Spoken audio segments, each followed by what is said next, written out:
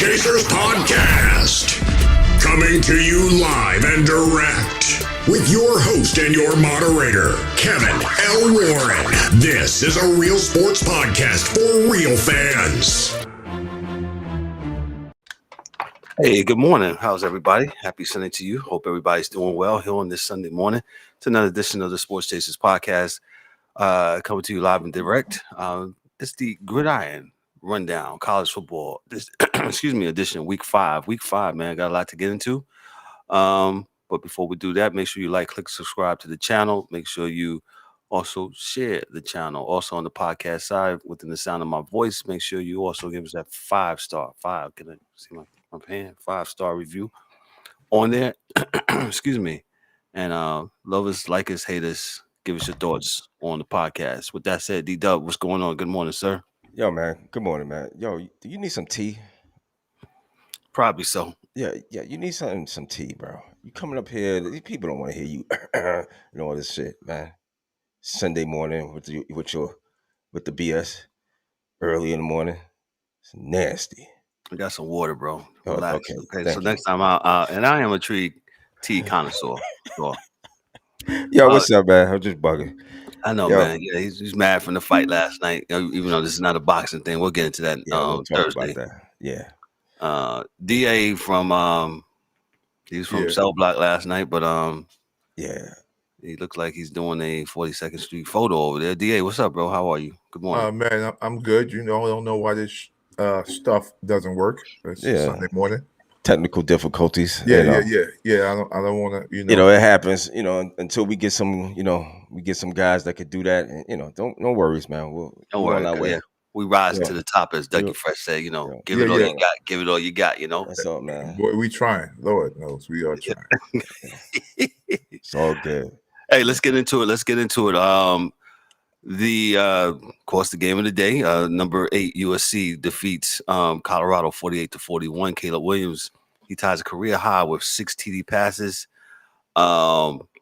They withstand a late Colorado rally and they win the game 48-41. They was up as much as 24 points in this game, 24-28.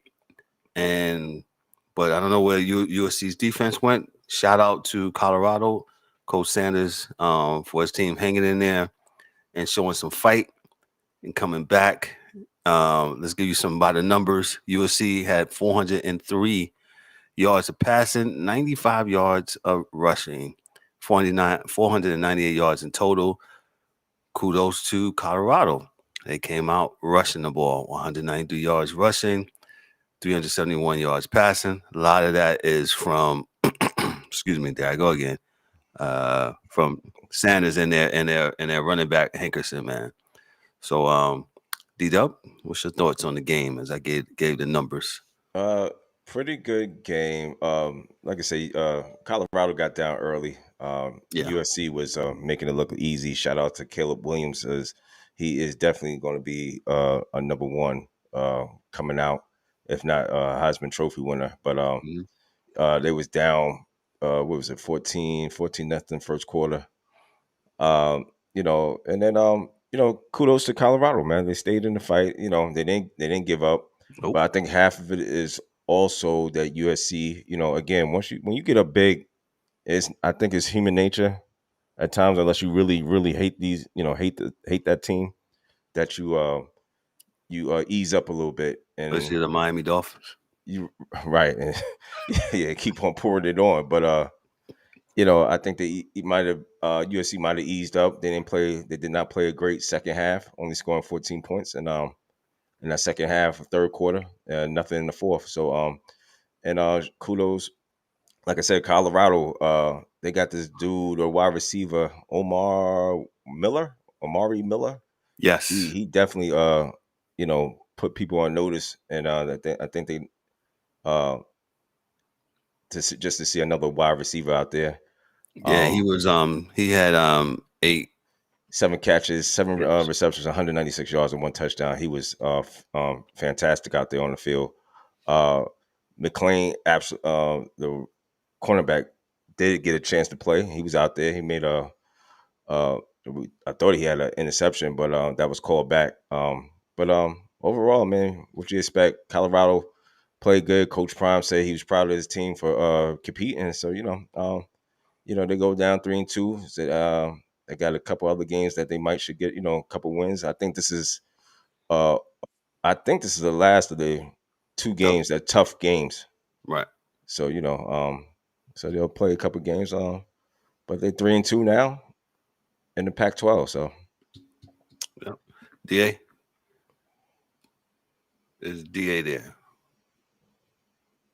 We lost DA. DA, are you there with us, sir? he was just there. DA got like 4 channels. I don't know what's going on. He's all right. DA. Hey, all right, can you hear me now? Yeah, I can hear you now. Yeah, you got all like right, 3 channels going. Go ahead. I just cut them off. Good game. It's a win-win for everyone. I think Colorado played really well. I think USC did what they were supposed to do. I think for the second half, when they put in those 2 babies, Colorado, they're both freshmen and they hadn't played. So what happens is the other team really you ain't got no film on them. Right. So from the wide receiver perspective, you don't really know how fast that kid Amari is until he's on the field because you haven't seen him. He hasn't played. Got no film on him. And the other kid was 5-star. Everybody knows who he is, but he wasn't really playing, right? And he's a good DB. So they're going to be hell when old boy gets back because I think it'll be him, the kid Cooper. They'll probably move Cooper to slot, and then old boy will be on the other side. They're going to be pretty good. Oh, Jimmy Horn Jr. Yeah, in the back. So as far as the wide receivers are concerned, they got a lot of speed. They catch the ball, don't drop a lot of passes. And it was a big game, and they looked like they was ready for the game. Deion Sanders said this about maybe a week or 2 ago. He said he don't have the big boys in the middle, and he don't. But they battled hard, and a lot of people have, at least from the lineman side of it and transfers that they have in right now, may have gotten themselves jobs for next year. Mm-hmm. Yeah. But in the NFL, because fighters are what dudes want in the NFL. Because everybody's big, everybody's strong, everybody's fast. And I got to give props to the second half for the coaching of Colorado and whatever they did, whatever they switched, besides players to make things jump the way it did. So kudos to them, man. It's a win-win. Good for college football because you want to see competitive games. You don't 40-17, and you don't want to see any of those games. And I think that's what the NCAA is trying to sell is good games. So it's a win-win for college football. I'll say this, and this is from CBS Sports. This is from Deion Sanders, a quote. He said, "If you can't see what's coming with CU football, you lost your mind." The Buffaloes coach said, "You just a flat out hater. If you can't see what's going on and what's going to transpire over the next several months, something's wrong with you." I totally agree. I'm with DA, man. I like the fight that they show. I like the whole week preparation. Even though we all know, USC should win this game, but the fight and like D-Dub said, there was so many positives with this. Like I said, I like Jimmy Horn Jr., man. He was great. 7 receptions. He had 2 TDs, 84 yards, man. So like you said, on the offensive side of the ball with the receivers, they got some dogs over there, as they would say, man. So shout out to the Colorado Buffaloes. Oh, and also to Michael Bristol, I just want to say I didn't mean literally they didn't know who they were, meaning to say that they didn't have a lot of film on these 2 kids playing a lot at this level. So yeah, that's it. Shout out to my main man Mike Bristol for chiming in. Thank you, Mike. Appreciate you, bro. Brendan Rice played a hell of a game, pretty good. Oh yeah. Jerry Rice's son, yes. So shout outs to him. Tahaj Washington, he had 8 receptions, 117 yards for him yesterday. And I think the running back did well, right? From USC, the kid from South Carolina. Marshawn Lloyd, 13 carries, 84 yards. Yeah, he's nice. Yeah, he's South Carolina hated losing him, boy, because they really can't do nothing running the ball right now. So yeah. And I talked last week, or I was talking in reference to Colorado not they can't run it. They can't stop the run really. But they did pull up a run game. I mean, Shador, I didn't even realize he had 14 carries, 50 yards, and Anthony Hankinson 16 carries, 74 yards. So Yeah. running back by committee. They try to run the ball and try to do different things. They had 193 yards total rushing. Yeah, they will get better at that because their OC is nice. Yeah, the offensive coordinator is serious. Once he gets more guys in that can, I'm not going to say compete because they competed their asses off yesterday, but can maybe dominate defensive line, offensive line in the middle of those lines. I'm talking about center, guard, both sides, and D tackles that can kind of stop the run and make dudes bounce outside. Because I think they're going to be great in the back end, cornerback, so forth and so on by the end of this year. So I think they're going to be great at that, or at least really good from cornerback, safety, cornerback, and the back end. But I think they'll and they got to get better with linebacker as well. But I think Deion's other son didn't play yesterday; he was hurt. The linebacker. Yeah, he was. So. Yeah, Shiloh did not play. Still having I think kidney issues. I believe that's what the reports on that. So yeah, they gave up a lot of points, but they'll get better. They get better at that, and plus they play two powerhouses in Pac-12 back to back. Do they play Washington this year? No, not yet. Did you say do they play? I will have to look it up real quick. Yeah, Washington. That offense is probably the best offense in that conference. So, so we'll see. You really don't want to meet them giving up 90 because they may put up 90 themselves. So, just to see Washington. You mean Washington State? They play They'll Washington beat State.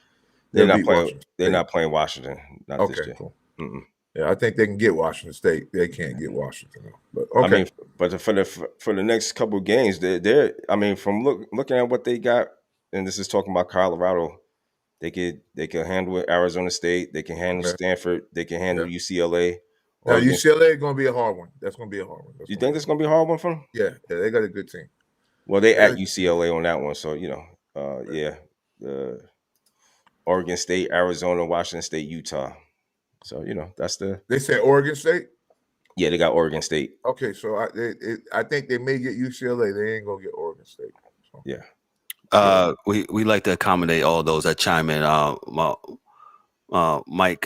Mike Bristol, he just brought up the fact about what about Miami football? Yeah, Miami football, they're doing it right, man. They beat I don't think did they play last night? No, they didn't play yesterday. Yeah, they didn't play yesterday, but the week before they beat Temple 41-7. So I think Coach Cristobal, he's doing some good things there, and they're building. They're building to where they want to be. And that's all you want with a program, man. So yeah, to win the games you're supposed to win. That's what Miami's doing now. They're not a great team. They're a good team, and they're still recruiting to what they want to do. Now Cristobal's been there about 3 years now. But yeah, they got to beat the teams they're supposed to win, mm-hmm. And then next year is when you start to, right, as they say, swing above your weight class and beat some teams that maybe you ain't supposed to beat. You know what I mean? So we'll see, because the schedule for next year has been out for they know what it is for the last 2 years. So I think it's 3 years in advance. So they know who they'll be playing next year. It's just how do they, how well do they do at it? Whatever teams they're playing in the near future. So, gotcha. Again, thanks for all those that's watching on YouTube, Facebook, Twitter, Twitch, all that. I appreciate you. Don't forget to don't miss our show tomorrow night at 7:30 p.m. as we do the Fourth and Short segment. That's the NFL segment where we talk about all the games that happened on today. In fact, there's a game going on this morning. I think Jacksonville's up 7-0. That game's in London. Don't miss that show tomorrow too, as we break down. We give analysts on the games on Sunday. Let me move on to the next college football game that we're going to talk about today. Notre Dame. This was an intriguing game to me. Notre Dame goes to Duke. Notre Dame is number 11. Duke is number 17. Shout out to Duke. They was 4-0 before this game. This was a very good game. It came down to the last pretty much to what happened to Notre Dame last week. They kind of reversed it on to Duke. Let me just read this. We got the losing on a last-second touchdown. Notre Dame came up with a clutch winning moment on its own. Audric Estime slipped through a crowd and broke free. If you didn't see this play, this was really amazing play for a 30-yard touchdown run with 31 seconds left, capping a 95-yard drive that lifted number 11 Notre Dame past number 17 Duke 21-14. Talk about the transfer portal. The transfer portal has absolutely galvanized, to me, Duke football. And shout out to, which is regularly a basketball school, right? Anytime you think about Duke, you think about it as being a basketball school. But hey, Duke is doing some things. I'll throw it to D-Dub. What's your thoughts on Duke and Notre Dame? Yo, that run by Audric Estime, I mean, kudos to him for the vision that he had, because he was bottled up and he just, broke off, went left, then turned around and found a way. Man, kudos to his vision. Kept his feet moving. Absolutely. Kept his feet moving and scored, man. And that was pretty much it. He said goodnight to the Duke fans. And, yes, he did. He waved bye-bye. Good game. Sam Hartman, 15-30, 222 yards. Hey, as I say again, no turnovers, no interceptions, man. And, if you can manage the game like that, good deal. Riley Leonard for Duke, he was 12 of 27, 134 yards, 1 TD and 1 interception. Made one mistake, but Duke, hey, 21-14. That, listen, man, I'm Nothing good with that. Of. Nothing to be ashamed that. Nope. You lost by 7. Duke is on their way. They played a number 11 Notre Dame team. They was 17, so hey, they kept it close. So again, they're really nothing to be ashamed of. They'll only get better, and like you said about the transfer portal. Yes. I think it's probably the best thing that happened to college football. Oh, but you're not a traditionalist. What happened to tradition? Listen, man. It died this morning. Again. It died. Yeah, it died. And like I was telling, me and DA talked about that, I believe yesterday, when I was talking about competition, man. I really don't mess with college football like that, but because he's on record saying that, yes. I don't mess with it because the competition is awful. But when you have competitive games like that, I'm here for it. But some of these games, some of these teams should not be playing some of these other teams, and and that's just what it is. We'll see this when these conferences start merging with one another, and they have to play one another. Yep. And we'll start seeing the end of that. DA, your thoughts on your all-time favorite college football team, Notre Dame? I'm saying that with tongue in cheek because he cannot stand Notre Dame. Go ahead, Notre Dame and Duke, bro. What you got for us?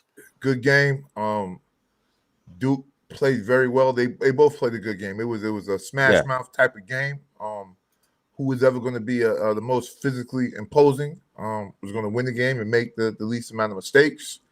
I think for both teams, with Notre Dame losing last week to Ohio State and Duke just being on the come up, I think it bodes well for both programs. And we'll see if the coach from Duke can continue to get players in there, right? Because usually these things happen only if you have a transfer portal thing like we have now, or you have like a senior class that's balling, right? Because that's usually the way schools like Duke and Wake Forest, and they'll have their senior class, and they're all 4 years been there, and they play well together and they do well. But this is the case where I think there are on the starting offense 7 new players for Duke. So that's a hell of a coaching job, bringing in 7 new dudes. And I'm trying to say this to say to America, it is not just Colorado bringing in these kids, right? Every school, everywhere, except for Clemson, is bringing kids in. So that's basically what it is. No, but it's the truth. Like it's. Well, yeah. The Dabo is sanctimonious. He said, "I will not." It's fine. Bring in no transfers. Okay, you're going to be a dinosaur, sir. I'm with them, and whatever you want to do, Dabo. But if we're talking about schools like BYU, where you have to be a Mormon to play there, and you're bringing in transfer portal kids, something's going on. right? Well, Because you got to be a Mormon to go to BYU. So get ready. So since you touching like, go ahead and double down on that. What are you saying about that? I'm saying that that means that there are kids that you can get from everywhere if you're looking. If you're looking, you can find them, right? So this actually smooths out. This comment my boys made. It smooths out the politics of recruiting, right? So kids that didn't get recruited because they went to a small school somewhere, or maybe their high school coach wasn't, a good seller of his kids that, when they were in high school and they end up going to James Madison or here or there or not to the school that maybe they could, that they could play at. And I think this is kind of what spits in the face of that whole star system.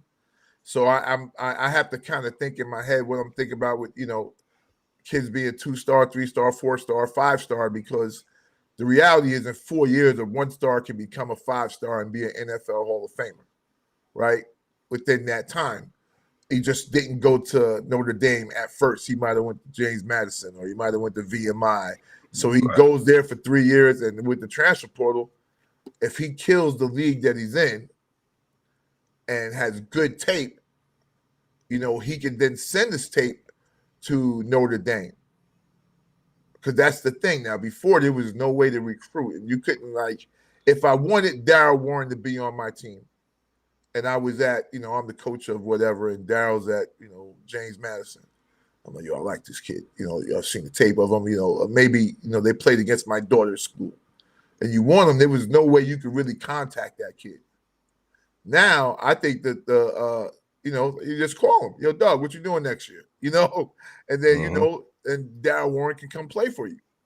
He can leave James Madison, and he's a great running back. He came out of a small school in Rock Hill.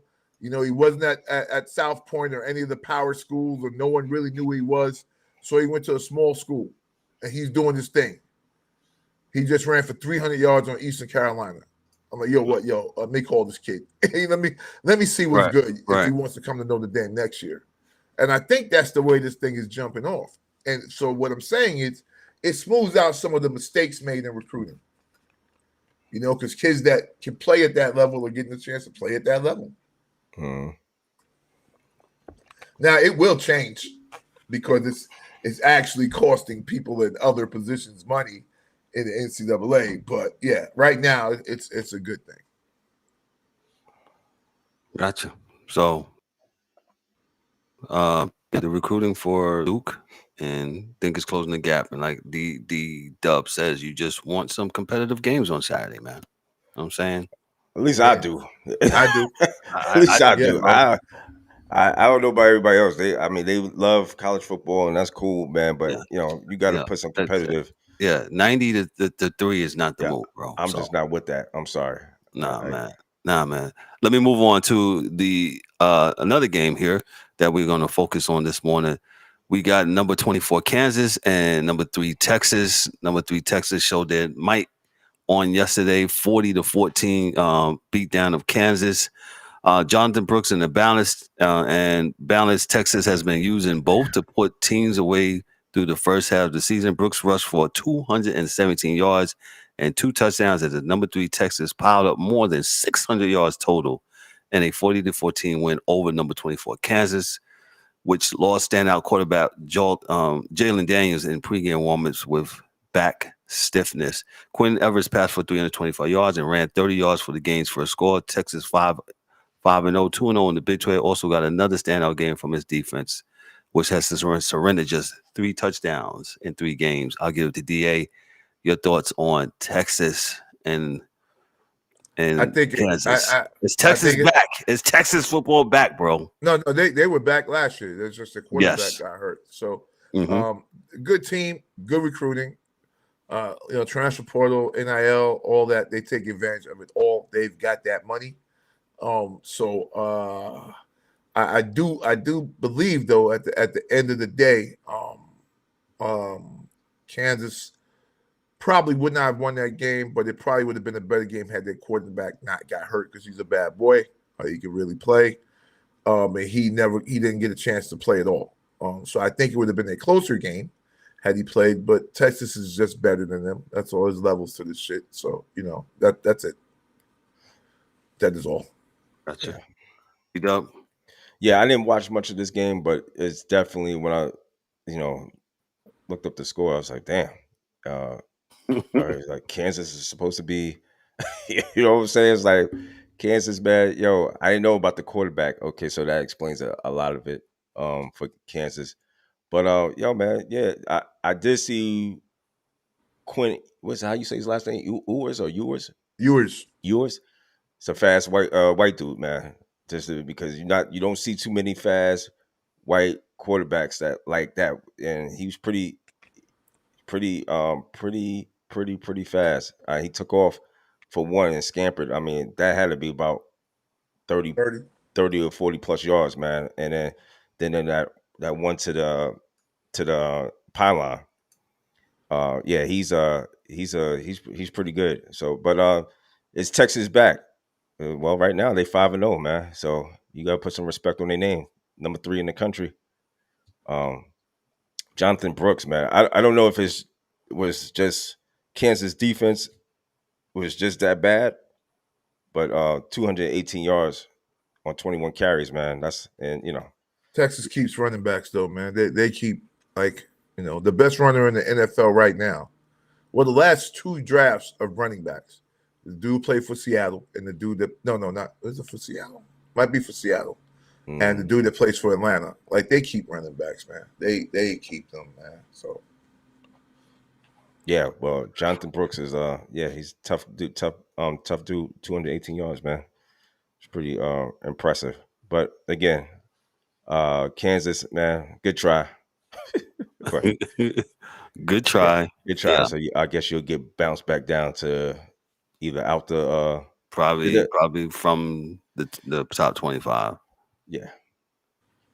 So that's all I got. There was a lot of other games. Like I said, we really don't chime in on the other games that doesn't really how can I say it, that are not good. The Georgia Auburn game was good.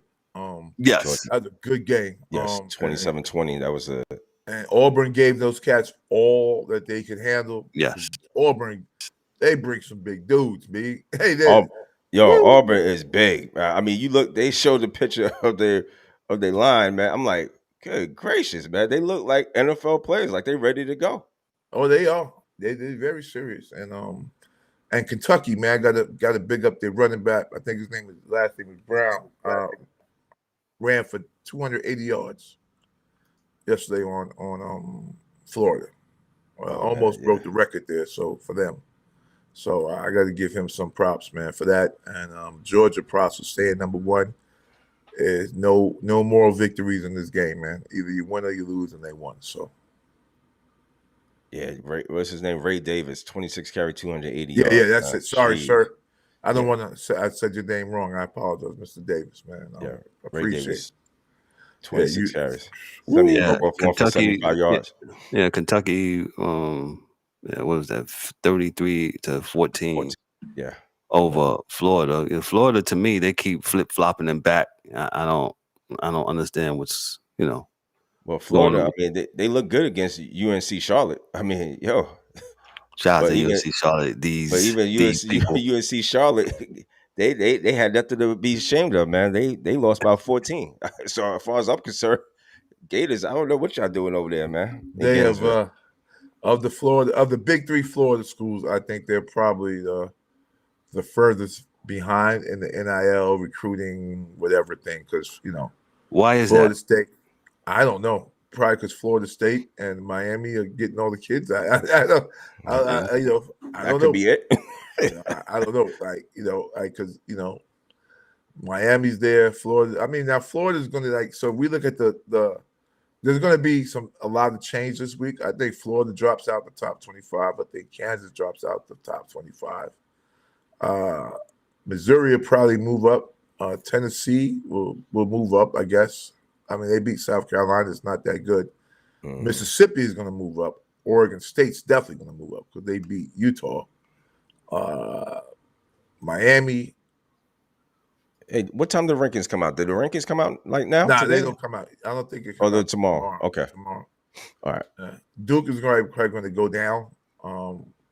Washington State. Oh, Washington State is ranked. I'm talking about like Colorado going to beat them. Washington State ranked.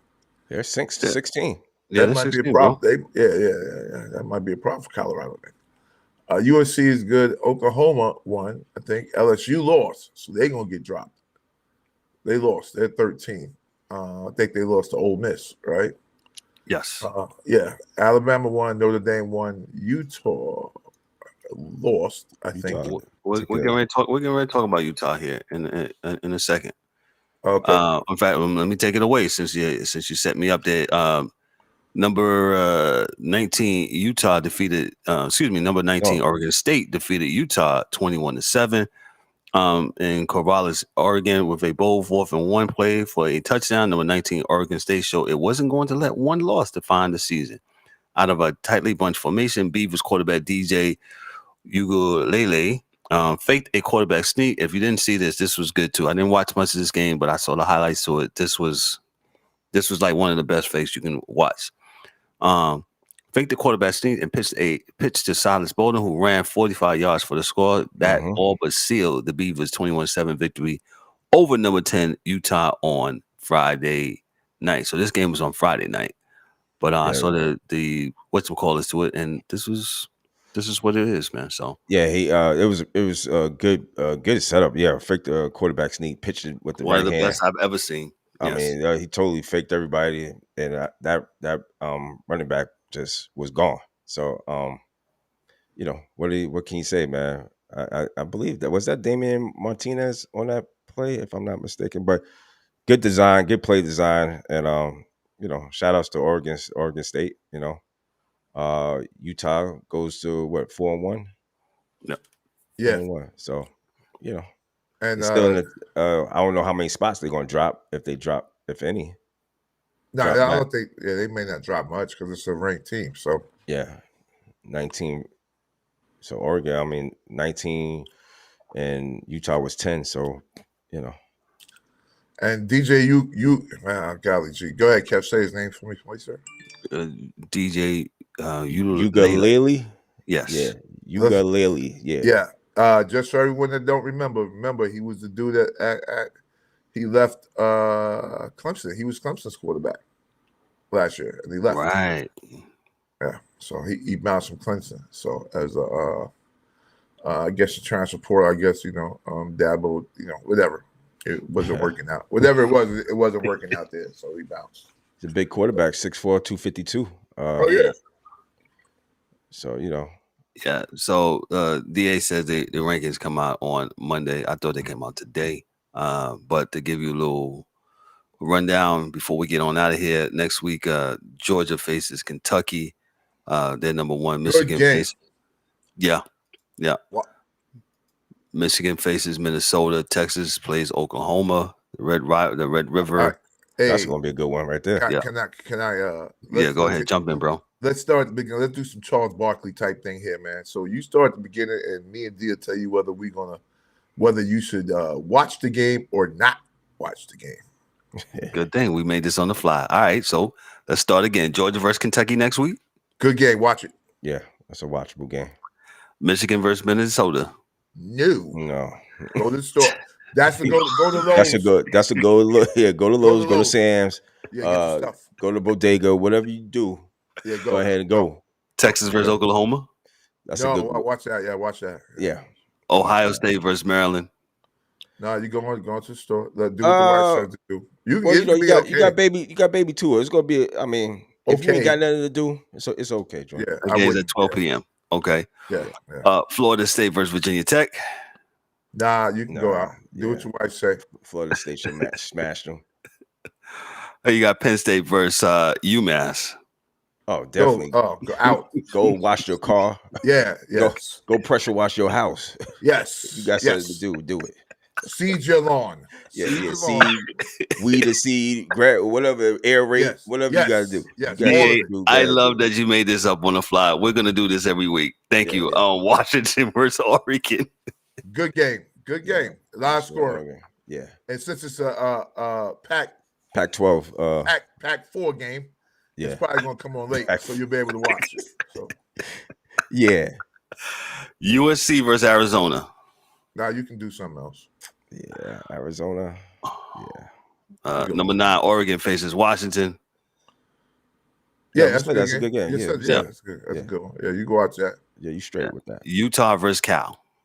Nope. Find something to do. Utah versus get a good book. Get a good book. Yeah, Utah Kendall. Utah should smash them as far as I'm concerned. Yeah. Notre Dame versus Louisville. Yeah, Louisville always has a good quarterback, and they got some good players. And Notre Dame is susceptible to losing a game to a team that they should be. Yeah. But I wouldn't watch this. Yeah. Like you know what you do? You check in on this one on YouTube or wherever. Just check in on it. Yeah. And if the score looks crazy, then you turn to it. Shout out to CBS. If you got the sports tickers, just look down, glance down at it. That's right. CBS. Yeah. And if you need it, then go do what you need to do. There you go. Yeah. Go to our page. We got the sports ticker on there. You know what I'm saying? There you go. Yeah. Our website has the sports ticker. Yes. Sir. Let me go. Alabama versus Texas A&M. That should be a good game. I don't think Alabama's really that great, and Texas A&M is not that bad. They're not ranked, but they're not ranked. But that's a rivalry game. Yeah, exactly. So you can expect anyway. If you're into anyone, if you're what's that alma mater? Yeah. If you're belong to any one of these two teams, it's a good game. And these coaches used to talk hot whatever to each other, man. So that's it. LSU versus Missouri. That's actually going to be a better game than folks think. Game's at 12 o'clock. Yeah, it was early, so maybe while you're cleaning up the bathroom or whatnot, you can have that on. No. And if you're not doing nothing, no cleaning on a Saturday or nothing, you're just disgusting. That's what you should be cleaning and doing something. Wash your ass. You should be washing something. Oklahoma versus Texas. Let me move on. Oh yeah, that's it. Red River. Yes. Yeah, you straight with that. We said that. North Carolina versus Syracuse. Syracuse. I watched them a little bit yesterday, man, and I think they stink. So, but North Carolina plays no defense, so it could be a game that you could watch if you're not doing a whole bunch. Yeah. Washington State versus UCLA. It probably mattered to the people that that are alma maters of both teams. Yeah, Washington State should win the game, though. Yeah, 100%. Yep, they're number 16. And Duke versus North Carolina State. Duke. I don't even know North Carolina State was still playing D1 ball. Yeah. Yeah, Duke should win that one. Miami versus Mike. We got you here. Miami versus Georgia Tech. What? Let's see what you're gonna be doing. The game is at 8 o'clock. If I know, he'll be done. So he's gonna be in front of the TV. So don't worry. 8 p.m. He don't watch this car already. So I already know him. He don't what he did everything. So he'll be in front of the TV. So he's gonna watch the game. But I mean, it's on national. It's a 8 o'clock game, Kev. You said? Yeah, it's an 8 o'clock game. Yeah. Two ice cubes and something brown in the cup. That's all. There you go. Gotcha. Oregon State versus Cal. Oh, no, don't watch that. Yeah, Oregon State, Cal. Ole Miss versus Arkansas. You can if you one of them Southern boys that like SEC football, but I would be doing something else. Tennessee versus Texas A&M. Well, I'm getting to the 14. That's the 14. Never mind. That's the 14. Florida versus Vandy. No. Hell no. Missouri versus LSU. What is that? Isn't that a rivalry game? It's both SEC, but it should be okay. That'd be all right. I mean, all right. You ain't got nothing to do. Let me round it out. Kansas, who just got their butts beat. UCF. Who cares? Man? And Fresno State versus Wyoming. What time is that game? It's 8 p.m. man. I'm not watching. Man, let's get on out of here. DA, appreciate you, bro, for making that up on the fly. I like that. We're gonna continue doing that. Should you or should you watch? I guess that's what we'll call it, man. Thank you for all those that tuned into our college gridiron rundown of college football, the Week 5 edition. Make sure you check us out tomorrow night at 7:30 p.m. as we break down the NFL games all today. Like we said, the NFL has already started. They got a game in London, Jacksonville versus Atlanta. And Jacksonville's all over. They was Atlanta. all over Atlanta. What's the score? I don't have it in front of me. 17-0 right now. Still 17-0. So you still want to take a nap. 24 the 1 o'clock game start on the East Coast. I gotta go to Walmart. I gotta go to Walmart. Let me get up out of here. Listen, on behalf of myself, I'm Kevin. On behalf of myself, I'm Kevin L. Warren, your host and moderator for Daryl D. Dub Warren, for DA and the rest of the crew, Mike Mills, James the Angry One, and Dan and Hockey Dude. Hey, this is the Sports Chasers podcast. Y'all be good. Y'all be blessed. Enjoy y'all Sunday. Enjoy the games. Enjoy the games. Hey, man, we'll holler back at you tomorrow night. Be good. Peace.